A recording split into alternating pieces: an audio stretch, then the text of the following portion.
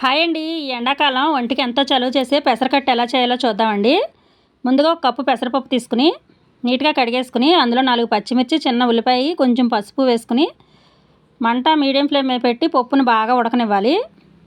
పప్పు మెత్తగా ఉడికిపోయిన తర్వాత పప్పు మీద ఉన్న నీళ్ళు ఒక గిన్నెలోకి వంచుకుని తగినంత ఉప్పు వేసుకుని పప్పును బాగా మెత్తగా మెదిపేసుకోవాలి.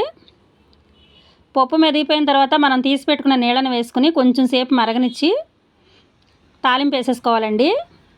ఎల్లుల్లిపాయ, ఎండుమిర్చి, తాలింపులు, జీలకర్ర అన్నీ వేసి తాలింపు వేసేసుకోవాలి. ఈ పప్పులో చింతపండు కానీ కారం కానీ ఏమీ వేయమండి. మనకి పచ్చిమిర్చి, ఎండుమిర్చి, కారమే. ఇదైతే ఆరోగ్యానికి చాలా మంచిదండి.